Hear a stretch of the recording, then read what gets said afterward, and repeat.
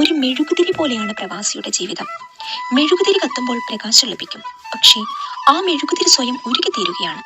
സ്വന്തം കുടുംബത്തിന്റെ സന്തോഷത്തിനു വേണ്ടി സ്വയം ഉരുകിത്തീരുന്ന ആളുകളാണ് പ്രവാസികൾ. ജോലി കഴിഞ്ഞ് തിരികെ റൂമിൽ വരുമ്പോൾ അവർ ഉറങ്ങുന്ന കട്ടിലും അവരുടെ മൊബൈൽ ഫോണും കുറെ സ്വപ്നങ്ങളും കുറെ ഓർമ്മകളും മാത്രമായിട്ട് മാറും അവരുടെ ലോകം. മരുഭൂമിയിലെ ചൂടിനോടും മരം കൊച്ചുന്ന തണുപ്പിനോടും പടവെട്ടുമ്പോഴും ഓർക്കും സ്വന്തം കുടുംബത്തിന്റെ സന്തോഷം. ആകാശത്തോളം സ്വപ്നങ്ങളുമായി പറന്നുയരുന്ന ഓരോ പ്രവാസിക്കും നഷ്ടമാവുന്നത് സ്വന്തം ജീവിതം തന്നെയാണ്. പ്രവാസ ജീവിതം പറഞ്ഞറിയിക്കാൻ പറ്റാത്ത അത്രയും ഏകാന്തതയാണ്. സ്വന്തം മക്കളുടെ വളർച്ച കാണുവാനും സ്വന്തങ്ങളുടെയും ബന്ധങ്ങളുടെയും വിശേഷങ്ങളിൽ പങ്കെടുക്കുവാൻ കഴിയാതെയും മറ്റുള്ളവരുടെ സന്തോഷത്തിനായി സ്വന്തം സന്തോഷം മറക്കുന്ന പ്രവാസി. 10-20 വർഷം പ്രവാസ ജീവിതം കഴിഞ്ഞു വരുന്ന പ്രവാസിയുടെ പ്രവാസത്തിന്റെ നേട്ടം എന്ത് എന്ന് ചോദിക്കുമ്പോൾ നഷ്ടങ്ങളുടെ ഓർമ്മ അല്ലാതെ എന്തുണ്ട് ഒരു പ്രവാസിക്ക് സ്വന്തമായി?